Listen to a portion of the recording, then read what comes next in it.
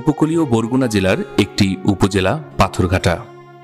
এই উপজেলার প্রায় 23% মানুষ মাছ ধরার উপর নির্ভরশীল। এখানে রয়েছে দেশের দ্বিতীয় মৎস্য অবতরণ কেন্দ্র। এই উপজেলার জেলেরা একদিকে দুর্যোগ ও জলবায়ু পরিবর্তনের ঝুঁকিতে রয়েছে, অন্যদিকে সরকারি মাছ ধরার নিষেধাজ্ঞার কারণে জীবন জীবিকার ঝুঁকিতেও রয়েছে।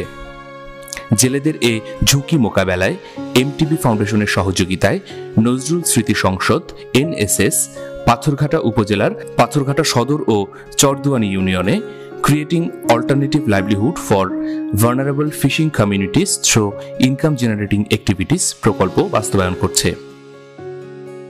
যখন মাছ ধরার নিষেধাজ্ঞা থাকে তখন জেলেরা বসে থাকে, তাদের জীবনযাত্রায় একটা বিরূপ প্রভাব পড়ে। তো আমরা এই বিষয়টি মাথায় রেখে এমটিবির কাছে একটা আবেদন করলাম যে মাছ ধরার নিষেধাজ্ঞা চলাকালীন সময় একটা জেলেদের জন্য একটা IGA সাপোর্ট দেওয়া, পাশাপাশি এমটিবির সহায়তায় আমরা হোগলাপাশায় যেখানে 450টি আবাসন রয়েছে এবং প্রায় 2000 মানুষের বসবাস, তাদের নিরাপদ পানির কোনো ব্যবস্থা ছিল না। উপজেলা নির্বাহী অফিসারের অনুরোধ এবং তার আন্তরিক প্রচেষ্টায় আমরা সেখানে একটা ওয়াটার ট্রিটমেন্ট প্ল্যান্ট বসিয়েছি এবং সেটা নিরাপদ পানি আমরা সরবরাহ করছি।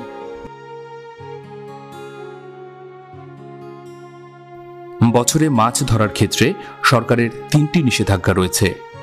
এর মধ্যে সাগর ও নদীতে 22 দিনের, সাগরে 65 দিনের এবং 8 মাসের জাটকা ধরার নিষেধাজ্ঞার কারণে পাথরঘাটা উপজেলার প্রায় 12,000 জেলে জীবন জীবিকার ঝুঁকিতে রয়েছে।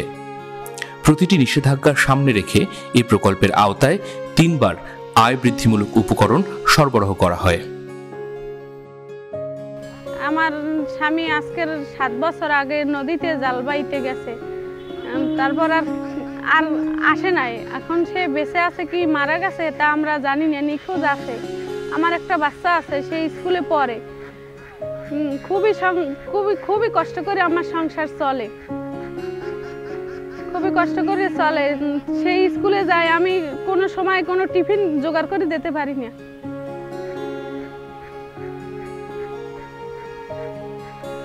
আমি আগে 5টা হাঁস পাইছি, তাই যদি ডিম পেরে একটা বাজি যদি ভাত খাইয়ে যায়,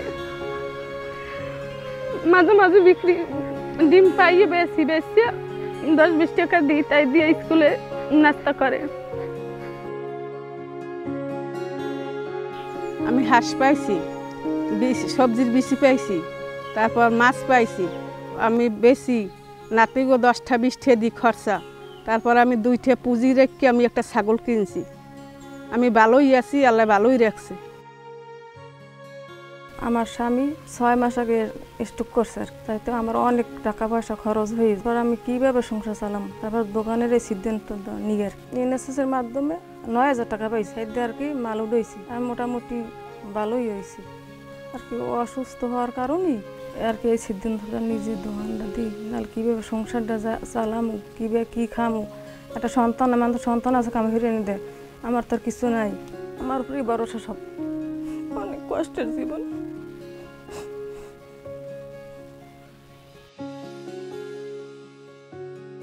পাথরঘাটা উপজেলার কয়েকটি পকেটে ভূগর্ভস্থ পানি ব্যবহার অনুপযোগী। এখানে অধিকাংশ মানুষের নিরাপদ পানির উৎস পুকুর, PSF এবং নদীর লবণ পানি। চরদুয়ানি ইউনিয়নের হোগলাপাশা আবাসনে 449টি পরিবারে প্রায় 2,000 মানুষ বসবাস করে। আবাসনের বৃহৎ এই জনগোষ্ঠীর নিরাপদ পানির ব্যবস্থা করতে স্থাপন করা হয়েছে ওয়াটার ট্রিটমেন্ট প্ল্যান্ট। মানের বাড়ি দাঁড়িয়ে তার খাই ফ্যাক্টরি দিয়ে তার মানের বাড়ি আর গ্রামে রয়েছে দিন কি আসে কাছে গ্রাম দেখাই এই অবস্থায় তাই পেট দিন তাই যায়নি।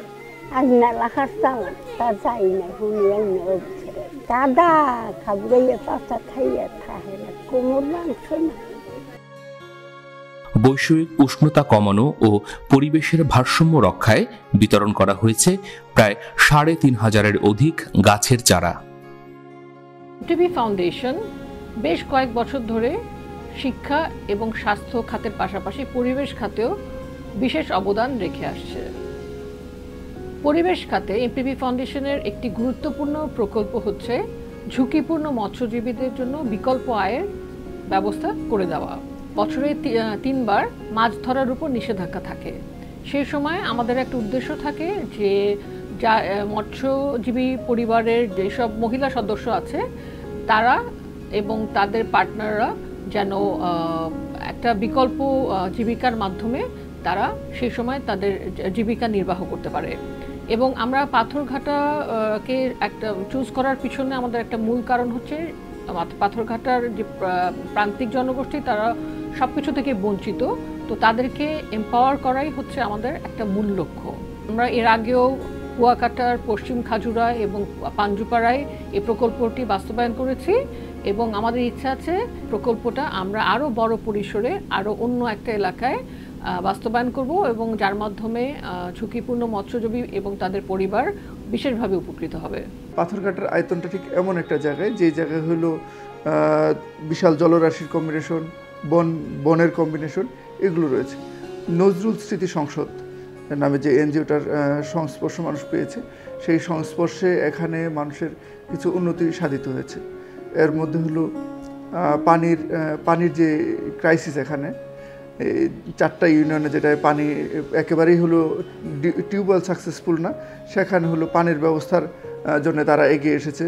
বিভিন্ন ওয়ার্ড, ইউনিয়ন, এমনকি উপজেলা তারা সভা সেমিনার করেছে, তাদেরকে অর্থ সহযোগিতা দিয়েছে। সেই দুর্গত মানুষদের জন্য হলো ঘর মেরামতের জন্য অর্থ দিয়েছে, তাদের বাড়ি সংস্কার করার জন্য অর্থ দিয়েছে, হাঁস, মুরগি, গরু, ছাগল, অর্থাৎ একটা ফ্যামিলিকে জাগানোর জন্য যে বিষয়গুলো দরকার সবগুলো বিষয়ই হলো এই এনএসএস বিভিন্ন সময় করার জন্য চেষ্টা করেছে। তো এটা একটা আমাদের জন্য একটা মাইল ফলক।